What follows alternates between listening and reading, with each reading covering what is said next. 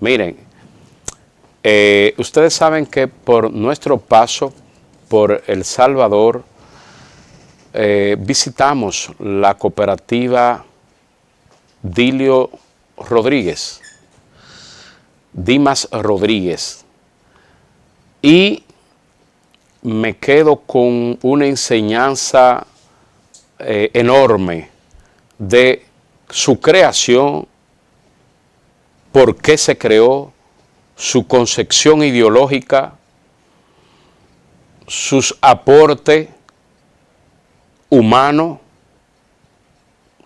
para enrutar, nivelar la igualdad en esencia que tiene que existir entre los seres humanos, entre el hombre y la mujer. Ustedes saben que El Salvador adquirió su independencia en el 1821 y no fue hasta 1841, 20 años después, que se promulga la primera constitución. Bueno, varones cafetaleros procedentes de Europa del Este, específicamente suizo, belga, ingleses,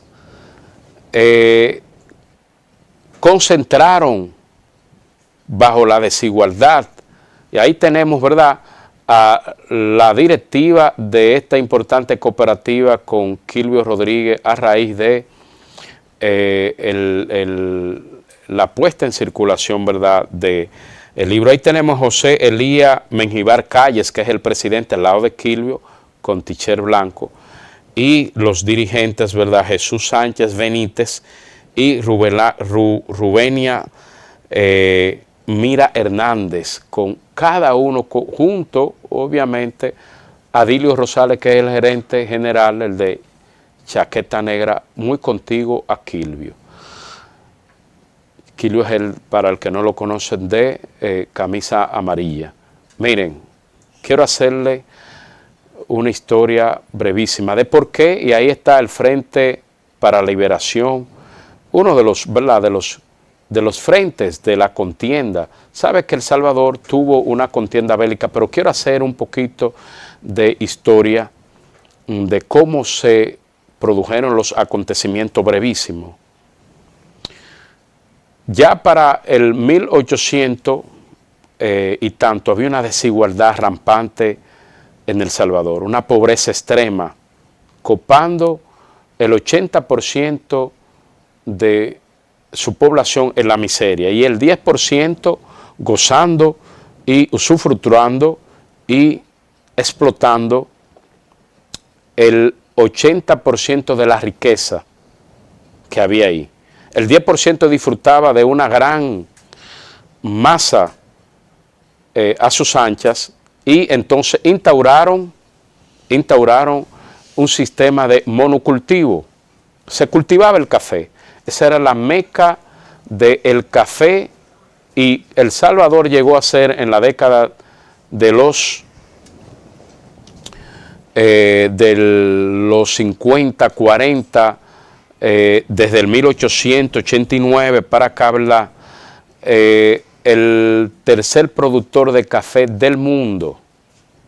Bueno, ahí se empieza una desigualdad con los varones cafetaleros que concentraron toda la riqueza a ultranza e instrumentalizando, ¿verdad?, el ejército para en una sucesión de gobierno desde el presidente Saldívar, obviamente Rafael Saldívar, quien ocupó en el 1882 la presidencia, y con una serie de contiendas. ¿Sabe que ellos tuvieron escaramuza, El Salvador y Honduras, que se le denominó la Guerra de los 100 días?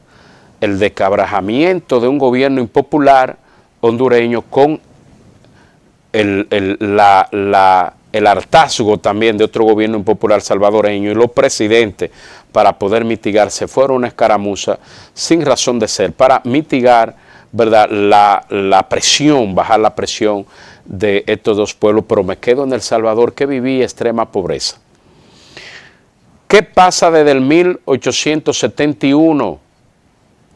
Bueno, se concentró básicamente entre esos latifundistas, terratenientes, concentrando toda la riqueza agrícola del país, un sistema semi-esclavitud de degradación cruel al ser humano, donde miles de trabajadores produciendo café no tenían acceso a educación, a salud, a bienestar, y las tiendas que tenían, llámese tienda para que aquí en República Dominicana le decimos colmado, ellos para allá es tienda, donde se venden artículos comestibles y de primera necesidad. Un sistema de ficha. ¿Qué hacía el terrateniente? Le pagaba con una ficha al obrero, ¿verdad?, de manera indiscriminada, el salario era nulo, no existía, y entonces, fíjense cómo se va produciendo un hartazgo y una conciencia, y bajo la explotación más inhumana que se le puede someter a un pueblo desde una élite, una plutocracia revestida entre el cañón y el fusil, y la bota y la presión. Entonces produjeron una serie de acontecimientos que se lo vamos a ir detallando de por qué esta cooperativa que me llena tanto de emoción. Entonces ese hartazgo producía que el obrero, cuando iba a cobrar su salario, entonces se le pagaba una ficha.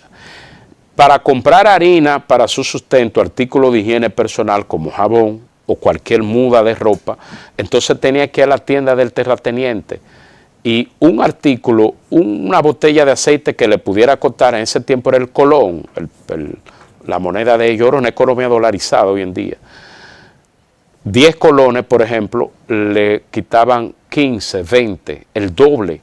Fíjense el nivel de explotación y degradación. Ese pueblo sometido a esos vejámenes fue despertando una conciencia.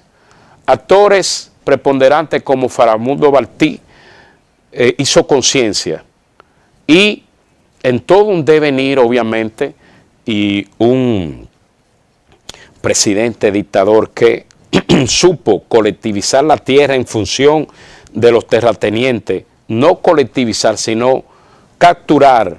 Maximiliano Hernández, un dictador férreo, fue el que impulsó grandemente ese sistema de desigualdad. Desde la bota, un general que llegó a la presidencia de El Salvador bajo golpe de Estado.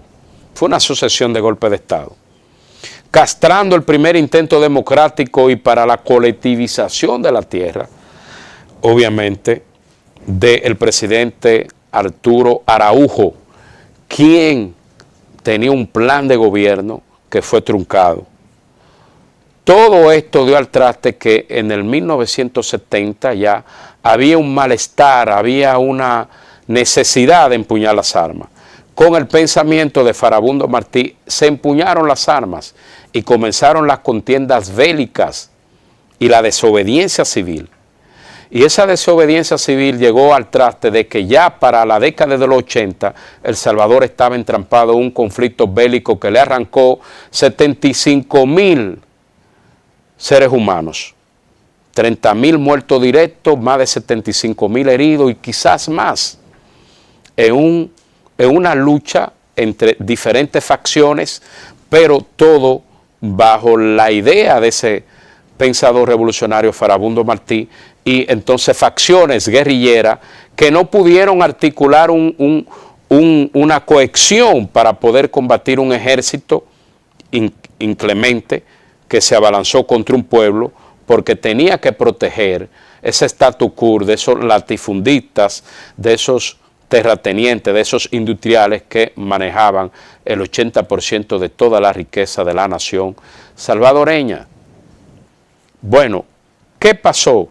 Y quiero que me ponga la foto de el gerente Dilio Rosales, que se empuñaron las armas, se fueron a contienda bélica en el 1980, y hombres y mujeres, inclusive niños, adolescentes. Ahí tenemos el gerente general de esa cooperativa, en quien yo le profeso una amistad, una admiración a distancia. Dilio Rosales empuñó las armas a los 12 años de edad, y su madre, porque un niño con, ¿verdad?, atrapándolo para que desde su cantón,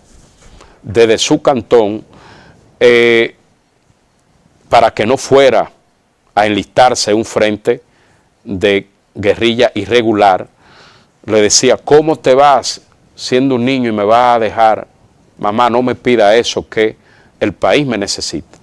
Bueno, ahí tenemos a un hombre que fue objeto del del premio, ¿verdad?, internacional de derechos humanos, en fin, del Nobel de la Paz, el Monseñor Arnulfo Oscar Romero, quien fue asesinado en el 1980 por llevar un mensaje de libertad, ya en pleno conflicto, ¿verdad?, bélico. Fue asesinado por escuadrones de la muerte, constituido por el capitán Roberto de Dawison, quien defendía esa oligarquía, ese status quo y hizo alianza. Fue el creador del partido Arena, pero bueno, no es un tema básicamente político, pero sí una reseña. Y ahí tenemos a Dimas Rodríguez, que se le lega el nombre de la cooperativa porque fue un comandante, un revolucionario, ideólogo, y el cual Dilio Rosales tuvo bajo su tutela y pudo asimilar el carácter de este hombre que empuñaron las armas para defender, ¿verdad?, un pueblo que estaba mancillado, que estaba maltratado, que estaba vejado. Bueno, la contienda bélica empieza en el 1970-80 y es hasta el 92-94 cuando se firman los acuerdos de paz y se demoviliza todos estos focos guerrilleros. Quiero decir que para ellos poder, ya había una cultura, ya habían asimilado, ¿verdad?, la radio rebelde cubana, porque el triunfo de la revolución del 53 de Fidel Castro le dio un impulso de ideas revolucionarias y le indicó el camino por donde seguir para ellos reivindicar este malestar. Entonces crearon Radio Venceremos, que era la voz oficial entre la montaña, para combatir toda la desinformación que el ejército ejercía en la población, ese mecanismo de presión, de tortura, de barbarie, de oprobio contra un pueblo indefenso que estaba luchando por reivindicaciones mejores para un mejor bienestar. Le estoy haciendo este recuento para llevarlo a cómo se confragua la cooperativa. Bueno, Dilio Rosales queda en ese frente donde dirige Dimas Rodríguez y es herido en combate. Sabe que la inteligencia táctica de esos focos guerrilleros, revolucionarios, que luchaban por la libertad de un pueblo oprimido, por nivelar el nivel de injusticia social tan asquerosamente que existía allí. Entonces ese joven, ya haciendo lo que supo fue tirar tiro, como él mismo me explicó. No aprendió otra cosa que defender un pueblo, una sociedad, a sus abuelos, a sus padres que vivían en la miseria, a sus hermanos. Y entonces el comando táctico le avisa de un desembarque de 2 goletas y 8 helicópteros por aguas salvadoreñas colindantes con Nicaragua, por esa zona por ahí hondureña. Entonces fue un combate de alrededor de 8 horas donde repelieron y no permitieron que el ejército entrara, y ya en retirada regular le detona una bomba de 50 libras y una esquila le rompe una metralleta que él cargaba con un peso de 65 libras. Fíjense la magnitud de estos explosivos indiscriminados que lanzaba el ejército salvadoreño en ese momento, manipulado, dirigido contra su propio pueblo. Las Fuerzas Armadas de una nación son necesarias, pero son la garante de la paz y no mecánicamente del oprobio y de la desigualdad, porque ellos mismos estaban sufriendo la pobreza existente. Bueno, una esquila de ese artefacto explosivo le dio en el fémur y entonces duró 2 horas para poder rescatarlo. Son las secuelas que le quedan a un hombre joven. Ya él está en una edad adulta, con un carácter, una precisión, que supo empuñar las armas, igual que el presidente de la cooperativa, cuyo hermano está hoy mutilado sin pierna.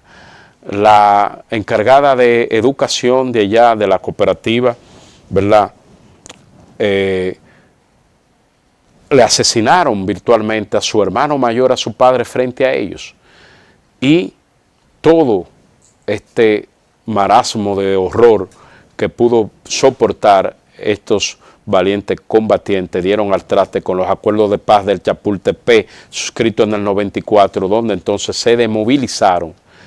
Y al demovilizarse entonces se crea la cooperativa. Vamos a una pausa y cuando retornemos le vamos a decir ahora por qué la creación de la cooperativa Dimas Rodríguez. Así que adelante, señor director. Bien, mis amigos, mire, haciéndole recuento de esta cooperativa noble, humana, que me llena de emoción. Cada integrante, desde los directivos hasta el señor gerente, tiene una historia. Guerrilleros que supieron darle el frente a un llamado de su patria. Los hombres somos así. La historia, la patria nos convoca, uno da un paso al frente, otros se agachan, porque la libertad es así, el temor y el valor no se mide igual en los seres humanos. Hay hombres que miden, así como Dimas Rodríguez, miden y enrutan el camino por donde van a seguir. Como Dilio Rosales, como el presidente de la cooperativa, que empuñó las armas. José Elías Menjivar, que empuñó las armas. Todos ellos, dejándole secuelas, cicatrices, tanto físicas y mentales, porque la han superado. Bueno, la cooperativa, al demovilizarse y llegar a los acuerdos de paz, entonces quedan miles y miles de combatientes levitando en el aire. Por decreto no se inserta a nadie en la sociedad, son programas.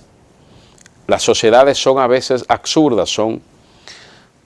Entonces, cada vez que un excombatiente iba a buscar para mantener su familia, ya niños que entraron a la guerra se hicieron hombres, mujeres y se casaron obviamente para el desarrollo y el país experimentando ese proceso de paz. Entonces, buscaron su futuro. Bueno, a la hora de tocar y llevar una valija de experiencia, más no un currículo formal, a una empresa. ¿Y qué tú hacías? No, yo era guerrillero. No te queremos aquí. Entonces no conseguían trabajo ni como celadores, aquí le decimos guachimanes, como nada. Fíjense la desigualdad de una sociedad que procura, ¿verdad?, sanar con heridas, pero entonces excluye, maltrata, objeta a aquellos que pudieron llevar estos conatos de paz, de estabilidad, de igualdad entre ellos. Estaban objetados. Bueno, ¿y qué se hicieron? Bueno, se creó la cooperativa para insertar a esa gran masa de hombres y mujeres que quedaron objetados, apartados por un Estado que a veces obra de manera indiscriminada. Y la cooperativa ha sido fuente de desarrollo para todo ello. El aspecto más humano es que dentro de la cooperativa también se le aperturó a miembros del ejército regular ya puestos en retiro para que pudiera buscar un refugio en la cooperativa, y ahí entonces tuvieron un choque conceptual porque el ejército masacró muchísimas familias y cantones indefensos. Y cómo se llega entre excombatientes, entre tú que me mataste a mi papá del ejército y yo que, ¿verdad?, herí un soldado compañero tuyo. ¿Cómo se fraguó esa unificación? El instrumento de las cooperativas desarraigó todo ese dolor, lo echó abajo. Entonces están integrados ahora ex militares regulares de ese ejército que combatió y ellos que combatieron el ejército. Y ahí entonces se fraguó la cooperativa más humana que yo he podido ver y visitar, que es la cooperativa Dimas Rodríguez, para darle una razón de ser al ser humano, para darle una inserción positiva. Y ellos llevan miles de soluciones a sus asociados. Entendemos que el gobierno de este joven presidente, sin entrar en política, no es un tema para yo decirlo, de Nayib Bukele, un hombre que tiene que atender esa cooperativa, el sector cooperativo salvadoreño. Tiene que ver por todos estos excombatientes, estimular a esta cooperativa, apoyarla. Es lo que le cabe a este joven presidente que está llevando transformación en su país. y una transformación con un instrumento tan humano que supo entenderse, que bajaron las asperezas, el dolor, para que soldados regulares y guerrilleros pudieran concentrarse y sentarse en una mesa y crear un instrumento de desarrollo para ellos. Creo que será el mayor aporte noble humano que este presidente, que sabe escuchar, pudiera hacer. Así que nosotros llegamos, Señor, a la parte final de este programa, no sin antes desearle todos los parabienes a esta cooperativa, a sus dirigentes, al señor Menjivar, a Jesús, a todos los dirigentes, y con ello Dilio Rosales, que tutela esa cooperativa de una manera humana, que no se ha apartado, un hombre que la corbata y la chaqueta no es una indumentaria de su concepción ideológica, porque no va con, y lo digo de manera figurativa, obviamente, tendrá que ponerse una chaqueta en algún momento, pero es un hombre de a pie, de calle, de carácter, pero sobre todo humano, que pudo articular esta cooperativa para llevar aliento y desarrollo a tantas personas desprotegidas después de dar su vida para las mejores oportunidades del Salvador. Así que llegamos a la parte final y será hasta el próximo sábado donde nos reencontremos en este espacio cooperativo y desarrollo, si Dios nos lo permite.